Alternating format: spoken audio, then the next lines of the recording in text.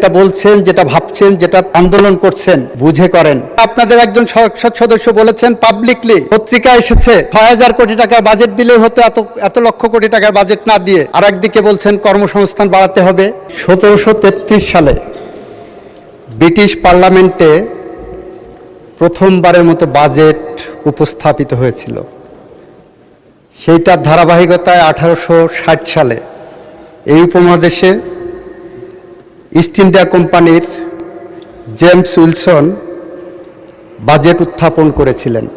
তার অনুসরণে বাংলাদেশের পার্লামেন্টে ১৯৭২ সালের ৩০শে জুন মাত্র ৭৮৬ কোটি টাকার বাজেট উপস্থাপিত হয়েছিল। আর সে জায়গা আজকে আমরা এই সংসদে আমাদের সরকার, আমাদের মাননীয় অর্থমন্ত্রী, মাননীয় প্রধানমন্ত্রীর তত্ত্বাবধানে ৯,৩৮,০০০ কোটি টাকার বাজেট উপস্থাপন করেছেন।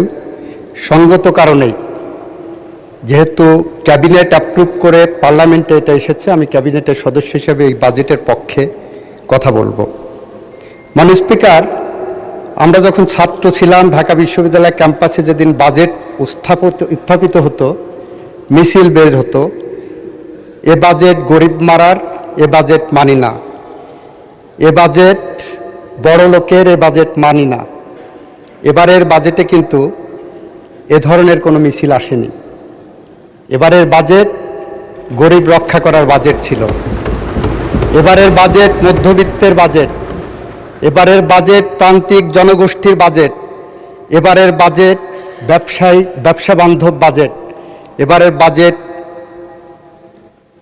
চাকরির সংকুলন করার বাজেট। মাননীয় স্পিকার, আর সে কারণেই এই বাজেটকে লক্ষ্য করে এবার বাজেটের সম্পর্কে সবচেয়ে বেশি যারা সমালোচনা করেন সিপিডির পক্ষ থেকে ডক্টর দেবপ্রিয় ভট্টাচার্য বলেছেন অনেক চিন্তাশীল বাজেট। এটা আমাদের গর্বের বাজেট, আমাদের চিন্তার ফসল। এই চিন্তা একদিনের চিন্তা না মাননীয় স্পিকার, এই চিন্তা বিগত প্রায় ১.৫ দশক ধরে আমাদের মাননীয় প্রধানমন্ত্রী, আমাদের ভ্যানগার্ড, আমাদের প্রধান সেনাপতি যখন এক্সাইলে ছিলেন, যার প্রতিটি মুহূর্ত যখন বাংলাদেশকে নিয়ে চিন্তা করা হয়েছে, সেই চিন্তার ফসল ছিল এই বাজেট। যে চিন্তার ফসল হিসাবে উনি বাংলাদেশের মাটিতে আসার পরে বলেছিলেন আই হ্যাভ এ প্ল্যান, এবং তার সেই আই হ্যাভ এ প্ল্যানের সুচিন্তিত রূপায়ণ হলো এবারের বাজেট, ৯,৩৮,০০০ কোটি টাকার বাজেট। মাননীয় স্পিকার, এই বাজেটকে কেন্দ্র করে অনেকেই বলার চেষ্টা করেছেন স্বপ্নবিলাসী বাজেট, উচ্চাভিলাষী budget. Yes my lord, yes মাননীয় স্পিকার, এটা স্বপ্নবিলাসী এবং উচ্চাভিলাষী বাজেট। যে মানুষ স্বপ্ন দেখতে পারে না, সে বাংলাদেশের সামনের দিকে এগোতে পারবে না। যারা স্বপ্ন দেখতে পারবে না, তারা বাংলাদেশকে এগিয়ে নিতে পারবে না। যার উচ্চাভিলাষ নাই, সে কখনো আকাশের দিকে উঠতে পারবে না। আমরা সেই কারণেই এই বাজেটকে একটি স্বপ্নবিলাসী বাজেট, উচ্চাভিলাষী বাজেট হিসাবে যারা সমালোচনা করছেন তাদেরকে বলছি, আমাদের উচ্চাভিলাষ আছে এই বাজেটকে এগিয়ে নিয়ে বাংলাদেশকে একটি স্বনির্ভর বাংলাদেশ হিসাবে গড়ে তুলতে চাই। সে কারণেই উচ্চাভিলাষী বাজেট বলেন, স্বপ্নবিলাসী বাজেট বলেন, যে নামেই ডাকুন না কেন, এবারের বাজেট সমসাময়িক সময়ে বাংলাদেশের ইতিহাসের সবচেয়ে অনন্য উচ্চতায় নিয়ে যাবে বাংলাদেশকে। সেরকম একটি স্বপ্নের সোপান হিসাবে আমরা ওখানে উপস্থাপন করেছি। মাননীয় স্পিকার, মাননীয় স্পিকার, আপনাকে যদি বলি এই বাজেটে কি নেই, বা আপনার মাধ্যমে গোটা জাতিকে যদি বলে এই বাজেটে কি নেই, তাহলে আমি বলবো এই বাজেটে নেই যারা মদ খায় তাদের জন্য কম পয়সায় মদ খাওয়ার ব্যবস্থা নেই। যদি বলে এই বাজেটে কি নেই, তাহলে আমি বলবো যারা সিগারেট খায়, নিকোটিন খায়, তাদের কম পয়সায় সিগারেট বা নিকোটিন খাওয়ার পথ রুদ্ধ করা হয়েছে, বন্ধ করা হয়েছে। এটা সেই ধরনের বাজেট।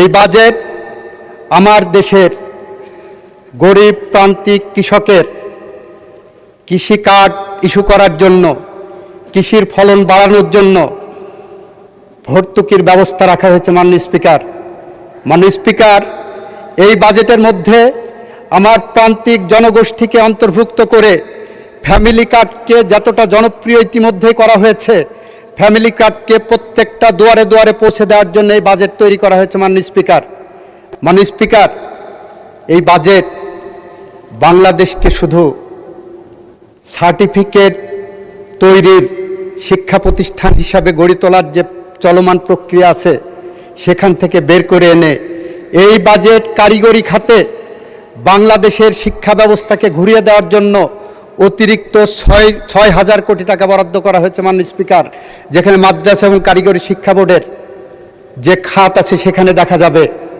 এই বাজেটে যুব সমাজকে ফোকাস করা হয়েছে, এই বাজেটকে স্বাস্থ্য খাতকে ফোকাস করা হয়েছে, এই বাজেটকে শিক্ষা খাতকে ফোকাস করা হয়েছে, এই বাজেটকে কর্মমুখী এবং কর্মসংস্থানের ব্যবস্থা করা হয়েছে। মাননীয় স্পিকার, এমন একটি সময় এসে আমরা দাঁড়িয়েছি যে সময়ে বিগত 1.5 দশকের মতো সময়ের আমার দেশের অর্থনীতির চাকা পিছন দিকে ঘুরিয়ে দেওয়ার ব্যবস্থা করা হয়েছিল, যে সময়ে $234 বিলিয়ন পাচার করে নিয়ে যে বিদেশে বেগমপাড়া তৈরি করা হয়েছে, যে দেশে লুটপাট করে আমার দেশের থেকে লুটপাট করে অর্থনৈতিকভাবে বিদেশে ব্যাংক ব্যালেন্স তৈরি করা হয়েছে, বিদেশে যে লুটেরারা এখন শান শওকত অবস্থান করছে, যে সময় আমরা দায়িত্ব গ্রহণ করেছি সেই সময় এসে আমরা দেখতে পেয়েছি মাননীয় স্পিকার, মধ্যপ্রাচ্য যুদ্ধ, এমন সময়ের মধ্যেও আমাদের মাননীয় অর্থমন্ত্রী আপনাদের সামনে যে বাজেট, জাতির সামনে যে বাজেট দিয়েছেন, সেই বাজেটকে যারা সমালোচনা করছেন তাদের কাছে সুনির্দিষ্ট কোনো তথ্য-উপাত্ত নেই যে তথ্য-উপাত্ত দিয়ে বাজেটের সমালোচনা করতে হবে।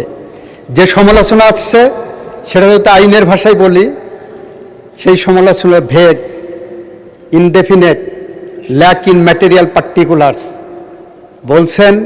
একটু আগে আমার একজন বন্ধু বলে গেলেন, আমার একজন সংসদ সদস্য বলে গেলেন আমার আগেই, আমার জেলার সংসদ সদস্য, কর্মসংস্থান আরও বাড়াতে হবে। অবশ্যই বাড়াতে হবে। এখন একদিকে আপনারা বলবেন কর্মসংস্থান বাড়াতে হবে, আপনাদের একজন সংসদ সদস্য বলছেন এত টাকার বাজেট না দিয়ে 6,000 কোটি টাকার বাজেট দিলেই মনে হয় হয়ে যেত। 9,38,000 কোটি টাকার বাজেট দেওয়া হয়েছে, সেখানে আপনাদের একজন সংসদ সদস্য বলেছেন পাবলিকলি, পত্রিকা এসেছে 6,000 কোটি টাকার বাজেট দিলেই হতো, এত লক্ষ কোটি টাকার বাজেট না দিয়ে। আর একদিকে বলছেন কর্মসংস্থান বাড়াতে হবে, কৃষকের আরও কার্ড দিতে হবে। ধন্যবাদ আপনাদের। আপনারা মনে করছেন যে আমরা কর্মসংস্থান বাড়ানোর পদক্ষেপ নিচ্ছি, আরও দরকার, অবশ্যই দরকার। আগামী দিনগুলোতে আমরা সেই পথেই হাঁটব। সেই পথে হাঁটতে চাই বলেই আমাদের মাননীয় প্রধানমন্ত্রী আই হ্যাভ এ প্ল্যানের মধ্যে যেটা আছে 20,000 কিলোমিটার আমরা যে খাল এবং নদী খনন করছি, এটা কর্মসংস্থান তৈরি করার একটি অধিক্ষেত্র। আমরা 25 কোটি গাছ লাগানোর যে কর্মসংস্থানের কথা বলেছি, গাছ লাগানোর কথা বলেছি, এটা আমাদের কর্মসংস্থান বাড়ানোর অন্যতম একটি অধিক্ষেত্র হবে। মাননীয় স্পিকার, আমরা বলি আমাদের হাতের কালির দাগ মুছে যাওয়ার আগেই নির্বাচনী প্রতিশ্রুতি আমরা বাস্তবায়নের জন্য মাঠে নেমেছি। কখন মাঠে নেমেছি? যখন আমার জ্বালানিতে ভর্তুকি দিতে হচ্ছে ইরান যুদ্ধের কারণে, তখন সাহস করে স্বপ্ন দেখে স্বপ্নবিলাসী হয়ে, উচ্চাভিলাষী হয়ে আমরা কিন্তু একই সাথে ফ্যামিলি কার্ডের পাইলট প্রজেক্ট চালু করেছি। আমরা স্বপ্নবাজ মানুষ, আমরা বিশ্বাস করি যে স্বপ্ন দেখতে পারে না, যার উচ্চাভিলাষ নাই, সেই বাংলাদেশে প্রগতিশীলতার দিকে না ধাবিত হয়ে প্রতিক্রিয়াশীলতার সেই পিছনের দিকেই এগোতে থাকবে। আমরা সেই পথ ধরে হাঁটি না, আমরা প্রগতির পথ ধরে হাঁটি, আমরা উন্নয়নের পথ ধরে হাঁটি। আমরা এই বাংলাদেশকে আলোর পথ দেখাতে চাই, যেভাবে পথ দেখিয়ে গিয়েছেন আমাদের পূর্বসূরি, আমাদের বাংলাদেশের রাখাল রাজা শহীদ রাষ্ট্রপতি জিয়াউর রহমান এবং তার সহধর্মিণী আমাদের গণতন্ত্রের জননী, গণতন্ত্রের মা দেশনেত্রী বেগম খালেদা জিয়া যেভাবে বাংলাদেশের উন্নয়ন এবং গণতন্ত্রের পথ দেখিয়েছেন, আমরা ঠিক সেই পথ ধরেই আমরা হেঁটে যাচ্ছি।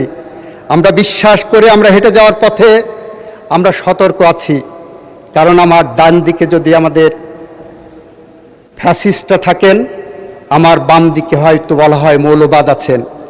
মৌলবাদ এবং নৈরাজ্যবাদকে মোকাবেলা করে যে বাংলাদেশকে নিয়ে আমরা এগিয়ে যাব, সেই বাংলাদেশের কাণ্ডারি হিসাবে আমাদের সামনে প্রধান সেনাপতি হিসাবে আছেন আমাদের মাননীয় প্রধানমন্ত্রী। আমরা পথ হারাবো না মাননীয় স্পিকার, যতক্ষণ পর্যন্ত আমাদের মাননীয় প্রধানমন্ত্রী তার আই হ্যাভ এ প্ল্যান নিয়ে এগিয়ে যাবেন, সেই পথে আমরা এগিয়ে যাব। সেই পথ ধরে যখন আমরা এগোতে যাই, সেই পথে বলতে হয় সেই 1733 সালে পৃথিবীর ইতিহাসের প্রথম বাজেট যখন ব্রিটিশ পার্লামেন্টে উপস্থাপিত হয়েছিল, তারপরের থেকে সেই ব্রিটেন যেখানে এগিয়ে গেছে, আমরা ঠিক সেই একই পথে উচ্চাভিলাষী এবং স্বপ্নবিলাসী বাজেট নিয়ে এই বাংলাদেশকে সেরকম একটি স্তরে নিয়ে যাব, একটার পর একটা করে। সেখানে আমাদের যত বাধার প্রাচীর আসুক, সমস্ত বাধার প্রাচীর এবং ব্যারিকেড আমরা ভেঙে ফেলব মাননীয় স্পিকার। মাননীয় স্পিকার, এই বাজেটে মূল্যস্ফীতি নিয়ন্ত্রণের কথা বলা হয়েছে, এই বাজেটে কর ছাড়ের কথা বলা হয়েছে, এই বাজেট সামাজিক সুরক্ষার কথা বলা হয়েছে। এত কিছু বলার পরেও যারা এই বাজেটকে ধন্যবাদ জানাতে পারেননি, তাদের বলবো, হয় তাদের মনটা পরিষ্কার করেন, নাই চোখটা পরিষ্কার করেন, নাই কানটা পরিষ্কার করেন। বাজেট যখন উপস্থাপিত হয়, তখন দেখেছি মাননীয় বিরোধী দলের অনেক বন্ধু হাতে তালি দিয়েছেন। ওনারা হয়তো হাতে তালি দিয়েছেন, বুঝেছেন, ওনাদের বিবেক জাগ্রত হয়েছে। আর অনেক বন্ধু নির্জীবভাবে বসেছিলেন। আজীব এই বাজেটের মধ্যে বাংলাদেশের এমন কিছু না আছে যার থেকে ওনারা ভালো দিতে পারতেন। ওনারা একটা ছায়া বাজেট দিয়েছেন মাননীয় স্পিকার। সেই ছায়া বাজেট যে সমস্ত খাতে দিয়েছেন, সেইটার সাথে যদি আমাদের এটা মিলাবেন, যারা একটা বাজেট পর্যালোচনা করেন তারা বুঝবেন যে সেই ছায়া বাজেট এই বাজেটের ধারে কাছে নাই। এই বাজেট স্বপ্ন বুননের বাজেট, এ বাজেট স্বপ্নের সোপান বেয়ে এগিয়ে যাওয়ার বাজেট। মাননীয় মন্ত্রী, আরো 3 মিনিট সময় দেওয়া হলো, 3 মিনিটে সাম আপ করুন। মাননীয় স্পিকার, এই বাজেটকে সামনে রেখে আমরা যেমন বাংলাদেশ চাই, সেই বাংলাদেশ হলো যে বাংলাদেশে একজন সাধারণ মানুষ একটি সুশাসন পাবে। একটা অফিসে যাবে, যে অফিসের কর্মকর্তারা তার কাজ ওই সাধারণ মানুষকে হয়রানি করবে না। এই বাজেটকে সামনে রেখে এমন একটি স্বপ্নবাদ মানুষ হিসাবে আমরা চাই, বাংলাদেশ চাই, যেখানে একজন সাধারণ মানুষ তার জমা করা অর্থ যখন পোস্ট অফিস কিংবা ব্যাংকে যে ফিক্সড ডিপোজিট ভাঙাতে যাবেন, তখন যাতে উনি সেই টাকাটা ফেরত আনতে পারেন, তার সমুদয় সঞ্চয় ফেরত আনার জন্য। সেখানে কোনো ব্যাংক দখলের প্রশ্ন আসবে না মাননীয় স্পিকার। মাননীয় স্পিকার, আমরা এমন একটি বাজেট এখানে পেয়েছি যে বাজেট দিয়ে সুশাসন প্রতিষ্ঠা করার জন্য, ন্যায় বিচার প্রতিষ্ঠা করার জন্য, বাংলাদেশের মানুষের আশা আকাঙ্ক্ষার জায়গা প্রতিষ্ঠা করার জন্য, বাংলাদেশের আইনের শাসন প্রতিষ্ঠা করার জন্য, মানবাধিকার এবং গণতন্ত্র প্রতিষ্ঠা করার জন্য আমরা একটি স্বচ্ছতার মধ্য দিয়ে এগিয়ে যেতে পারি মাননীয় স্পিকার। মাননীয় স্পিকার, আমাদের মাননীয় প্রধানমন্ত্রী বক্তৃতায় বলেছেন আমরা লুটপাটের অর্থনীতি বন্ধ করতে চাই। এই বাজেট সে লুটপাটের অর্থনীতি বন্ধ করার একটি পদক্ষেপ মাত্র। $234 বিলিয়ন পাচার করে নিয়ে যে টাকা আমার দেশের কৃষকের, আমার দেশের মজুরের, আমার দেশের শ্রমিকের 234 বিলিয়ন টাকা পাচার করে নিয়ে যখন বেগমপাড়া বানানো হয়, তার বিরুদ্ধে বিরোধী দল কিন্তু কোনো সোচ্চার হননি। যদি আজকে আমাদেরকে ঘেরাও করে বলতেন ওই টাকা ফেরত আনার ব্যবস্থা করতে হবে, সেইটা করেননি। ইসলামী ব্যাংক নিয়ে মিছিল হচ্ছে, ইসলামী ব্যাংক নিয়ে মিছিল হচ্ছে। একদিকে মাননীয় বিরোধী দলের নেতা তার লিখিত বক্তব্যে বলেছেন তার পুরনো শেয়ার হোল্ডারদের ফেরত দেওয়া হোক। মাননীয় স্পিকার, সেই লাইনে যদি যাই, তাহলে কোম্পানি আইনের বিধান মতে পুরনো শেয়ার হোল্ডার এই 24-এর গভর্নমেন্টের আগে, ইন্টারিম গভর্নমেন্টের আগে পুরনো শেয়ার হোল্ডারের খাতায় যাদের নাম আছে, তারা হলেন ওনাদের ভাষায় যে একটা বিশেষ গোষ্ঠী সেই শেয়ার কিনে নিয়েছেন এবং ওই শেয়ারের রেকটিফিকেশনের একমাত্র অধিকার আছে সুপ্রিম কোর্টের হাইকোর্ট বিভাগের। যদি চান তাদের হাতে ফেরত দেওয়ার জন্য আসেন, আইনি ব্যাটেল করি, বসি, আর্গুমেন্টে বসি। তাদের ফেরত দিতে চাইলে বলেন, জনসমক্ষে আসি, আমাদের কোনো অসুবিধা নাই। আমরা সেই কারণে বলছি, যেটা বলছেন, যেটা ভাবছেন, যেটা আন্দোলন করছেন, বুঝে করেন। এই বাজেটকে কেন্দ্র করে আপনারা যে ধোঁয়াশা তৈরি করছেন চাচ্ছেন, সেই বিরোধিতার জন্য বিরোধিতা না করে আসেন উচ্চাভিলাষীর বাজেট